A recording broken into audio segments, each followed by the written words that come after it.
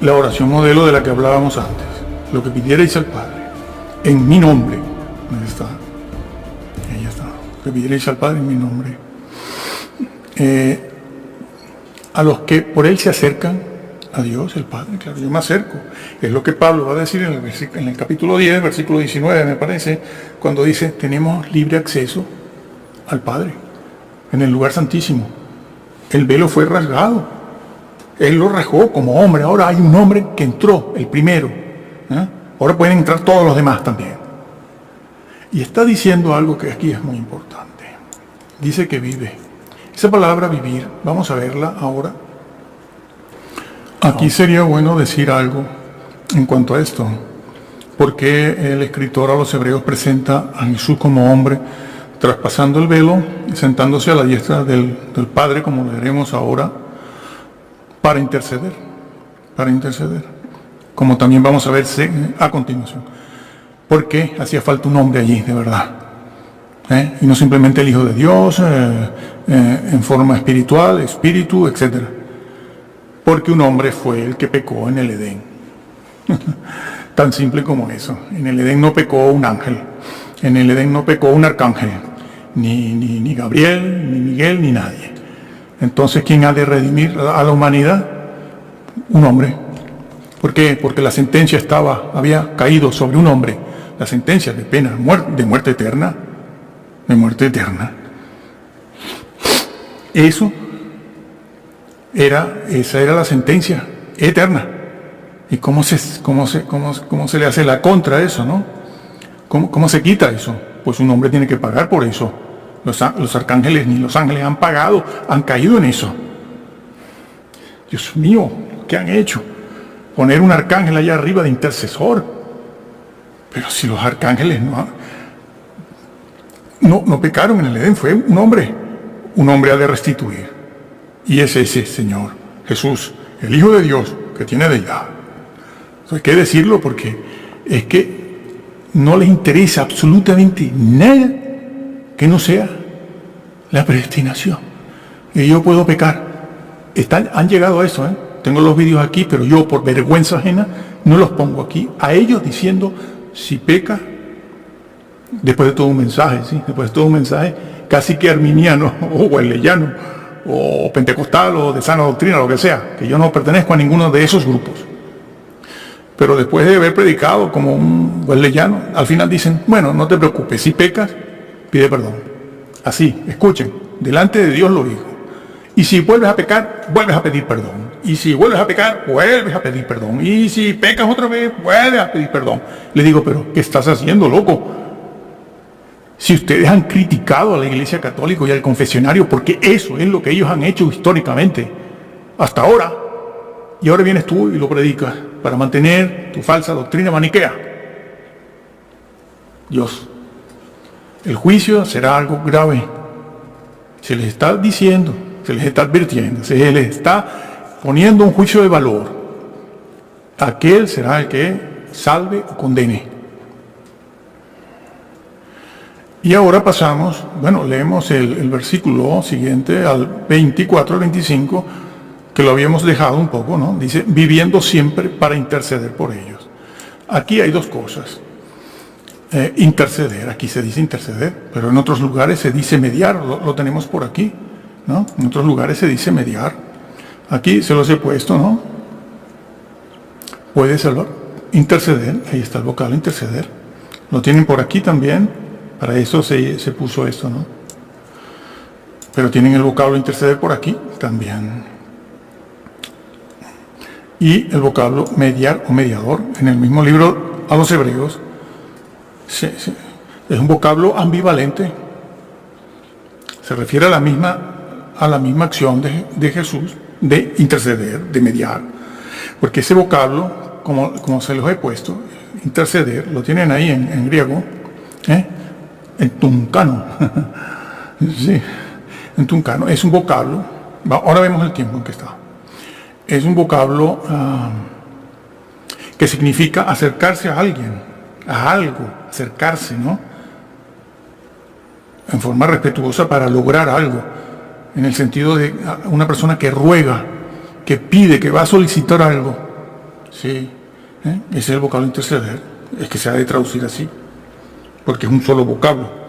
No vamos a poner una frase entera porque por haber hecho eso, en las traducciones dinámicas, se ha vuelto la Biblia un disparate completo. Cada quien pone lo que le parece, porque no traducen la traducción, yo la llamo funcional a veces, pero es formal, palabra por palabra, palabra por palabra. No, empiezan a poner las frases que a ellos les parece, y han hecho y la llaman Reina Valera, sí, también. Bueno, entonces han hecho un desastre. Entonces ese vocablo que está ahí así, significa eso, creo que lo hemos puesto aquí, ¿no? Sí, lo dice allí, encontrarse con alguien para rogar o demandar algo, ¿no? O pedir alguna cosa de manera modesta.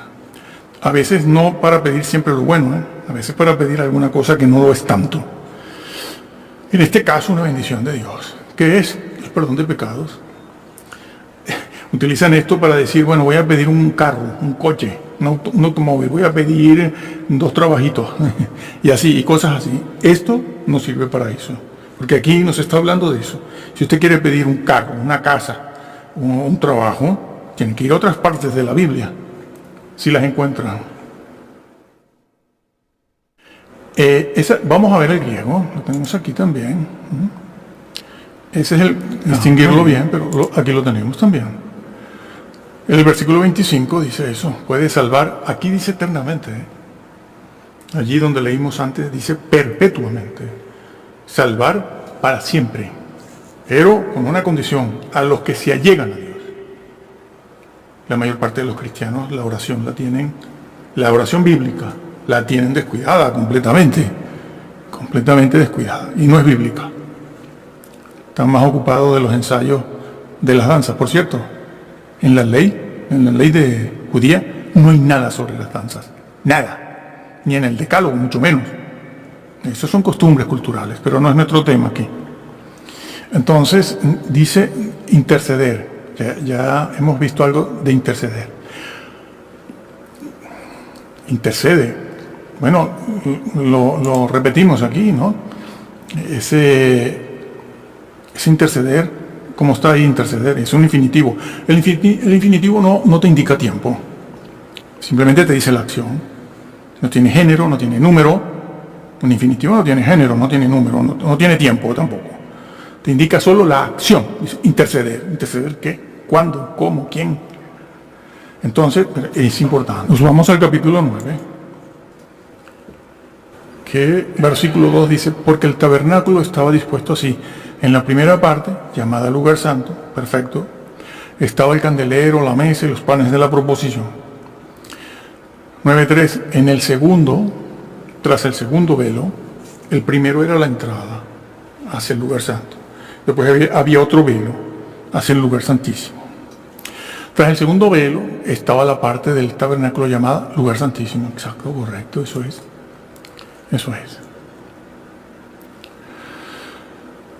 Vámonos al versículo 12, donde por fin se dice, el 11 mejor, y no por sangre de machos cabríos ni de becerros, sino por su propia sangre, entró una vez para siempre en el santísimo, lugar santísimo, habiendo obtenido eterna redención. ¿Y por qué tenía que ser con sangre? Porque alguien tenía que cargar con la condenación, las ofensas, el desafío, el descaro que el hombre había hecho en el Edén, y todos nosotros, como humanos, estuvimos allí.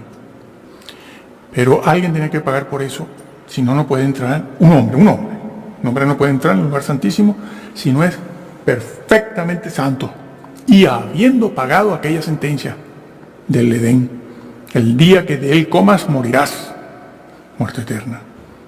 Y Jesús lo pagó y entró con su propia sangre. Ya no es la de un cordero, un animalito, la mía propia, la del Señor. Por eso raspó el velo y entró una vez para siempre en el lugar santísimo, habiendo obtenido, así obtuvo la redención. Pero no me lo saques del lugar santísimo, porque usted, para validar la visión, los cálculos del señor Miller, que fue un verdadero fracaso y echó a perder su ministerio y se retiró.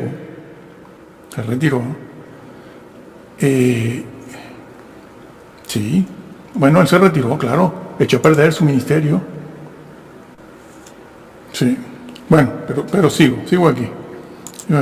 Entonces, él obtuvo esa eterna redención, ¿no?, en el lugar santísimo. No me lo saques de ahí para darle la razón a la visión esta del señor Miller, porque él se retractó, ¿no?, y ustedes insistieron en que sí. Y entonces formaron allí toda una doctrina entre visiones, sueños, los ángeles, los viajes espirituales, toda una serie de cosas, y destrozaron completamente esto, sacando al Señor del lugar santísimo allí mismo. En el siglo I lo dejaron entrar en el 1844 para el famoso juicio este, que por cierto, los juicios del Señor, esto no tiene nada que ver, esto no tiene nada que ver el lugar santísimo con los juicios estos. El juicio está al final del milenio, el juicio del gran trono blanco. Allí está donde está el libro de la vida, ¿sí? Hay un libro de la vida allí, aunque estos señores también lo han quitado. Y mira que en el libro de Apocalipsis se menciona el libro de la vida varias veces para decir eso, para decir que se puede ser borrado o que no borrará de un plumazo. ¿Por qué? Porque son personas que están funcionando bajo el mismo paraguas que funcionaron los saduceos en el siglo I con Cristo. Muy bien todo esto, porque dice, porque no entró Cristo en el santuario hecho de mano. En el santuario hecho de mano. ¿Cómo está eso en griego? En el santuario. Agion. Vamos a verlo aquí, un momento. Vamos a verlo en griego. Hecho de manos. Eso que este es plural, ya lo tiene, santísimo. Lo que está diciendo aquí este señor, porque no entró Cristo en el santísimo. ¿Dónde entró? En el santísimo. Directo. Es el énfasis que le da el escritor a los hebreos, para que tengan confianza, para que no retrocedan, para que no pequen, para que todo tipo de pecado, moral y doctrinal. Sí, vamos a verlo. Aquí está.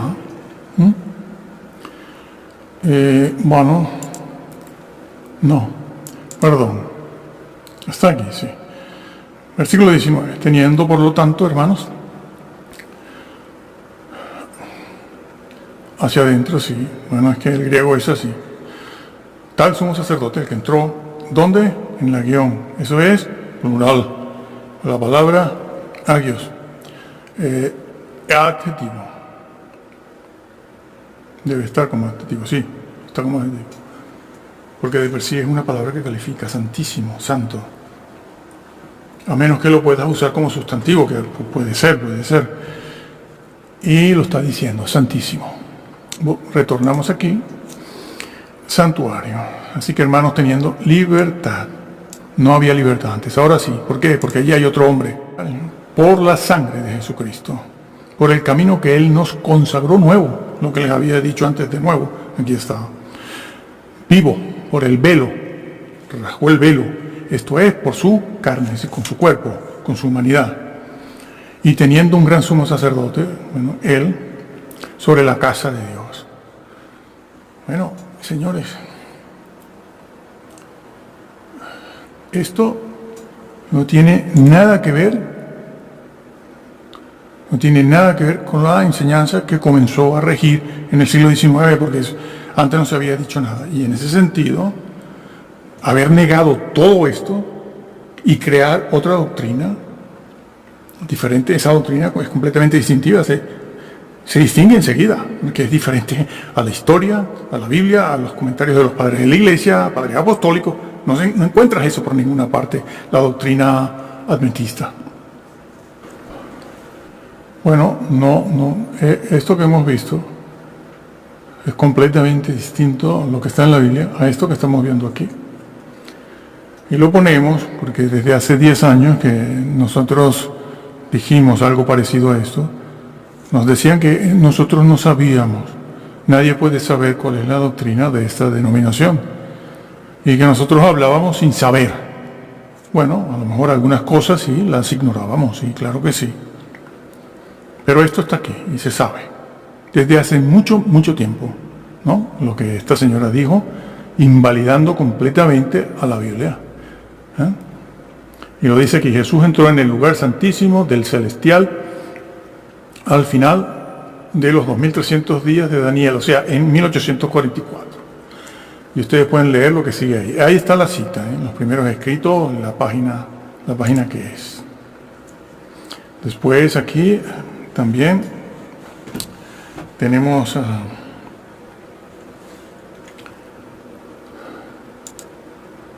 tienen esto, ¿no? Aquí también se dice esto. Después de la ascensión, nuestro Señor, Salvador, iba a participar en su obra como nuestro gran sumo sacerdote. Muy bien. El apóstol Pablo dice, no entró Cristo en el santuario hecho de mano, figura, sí. Bueno, esa es la cita bíblica. Pero aquí dice, cuando Cristo ascendió al cielo en el año 31, inició su ministerio en el lugar, que dice ahí, santo, en el lugar santo.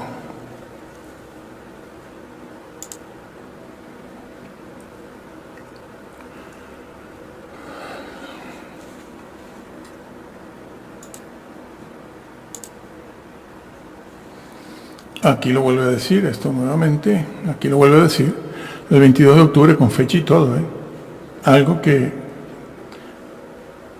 el Señor dijo que nadie sabía la fecha y la hora, pero aquí lo sabía.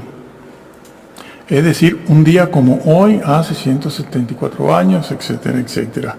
Pasó del lugar santo al lugar santísimo. Al lugar santísimo pasó en 1844, porque hasta esa fecha él no estaba en el lugar santísimo según estos señores. ¿Dónde estaba en el lugar santo? ¿Y qué hacen en el lugar santo? Arriba no hay lugar santo.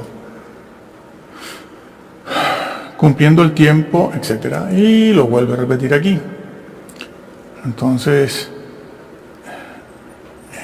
es eso. Aquí está todo eso.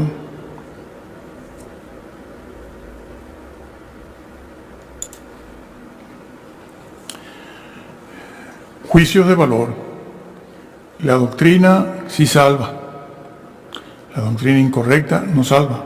Siempre me acuerdo de Pablo, que tenía muchos problemas con el tema de la resurrección en la iglesia cristiana de Asia Menor y Grecia, porque en toda esa zona creían en la resurrección los cristianos, pero habían modificado, como ya explicamos hace un año o más, habían modificado la forma de esa doctrina. La doctrina la mantenían, pero la forma de la doctrina la habían modificado.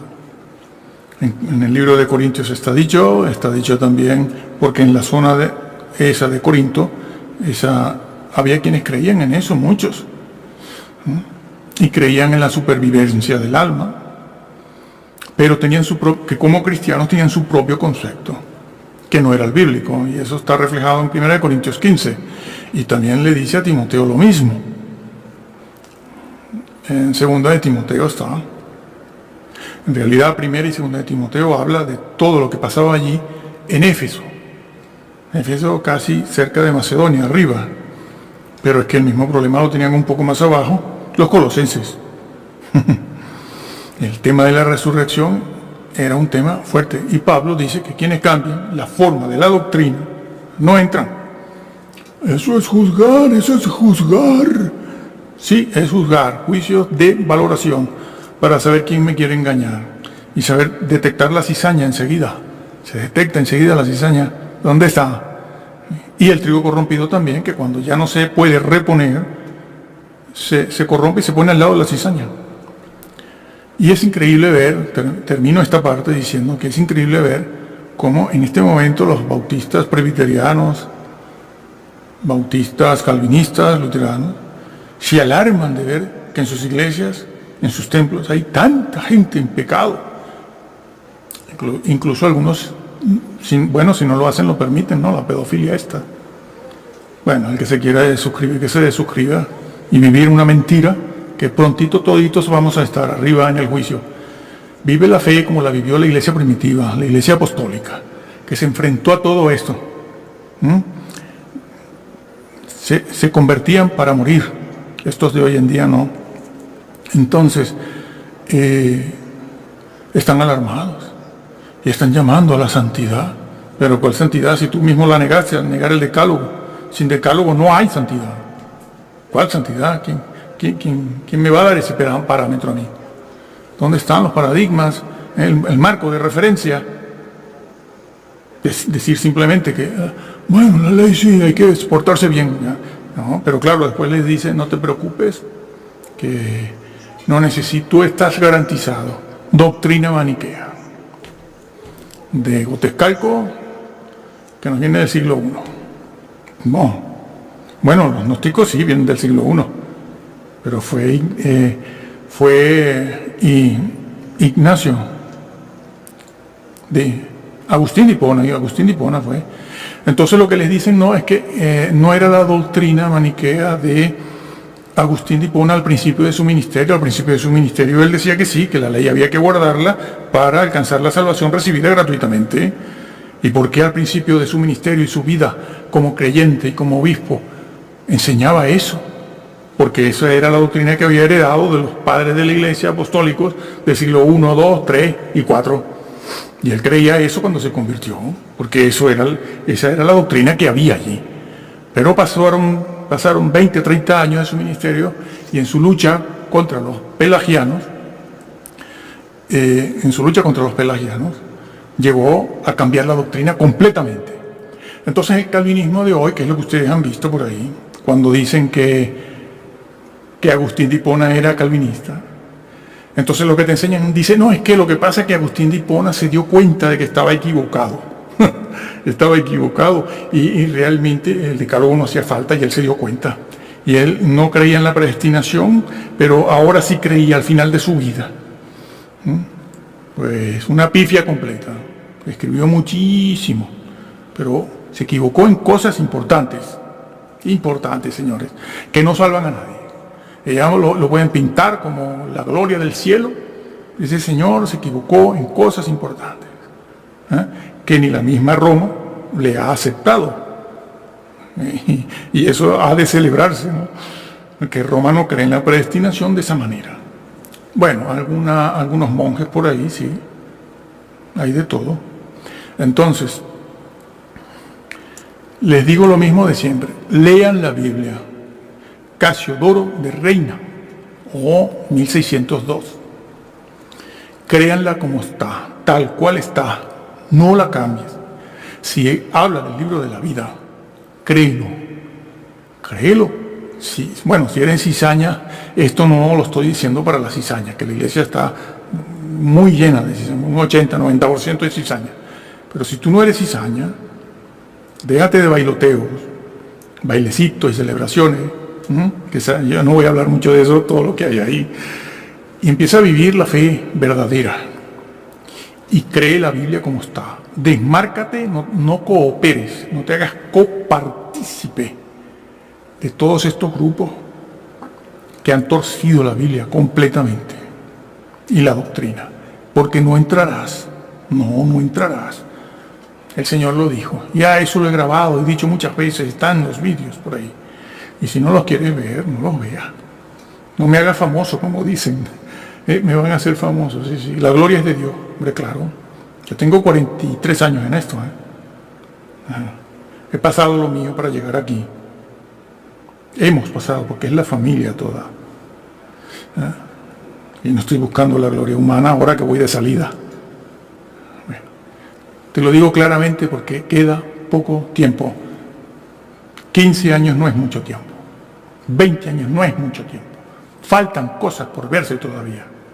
Pero los tienen entontados, embobados, que si los 3 ángeles, que si las 4 bestias, que si van a salir de las piedras los nefilines, que si vieron los ovnis, que la ley dominical está ya, la firmó el Papa, solo falta que la firme en el Congreso. Tienen en ese mismo, con esa misma cantalita, 120 años y no terminan de firmarla en el Congreso para que no se reúnan el día sábado, sino el domingo.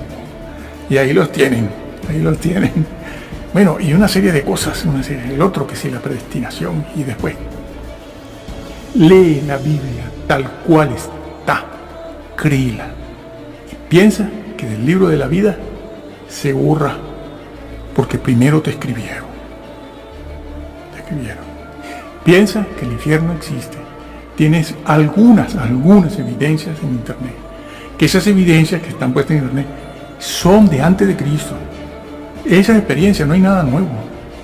A mí no me dicen nada nuevo esas experiencias, solo sé por los documentos que vienen incluso del año 500 antes de Cristo, que está eso escrito ahí. En la iglesia primitiva todo eso se conocía.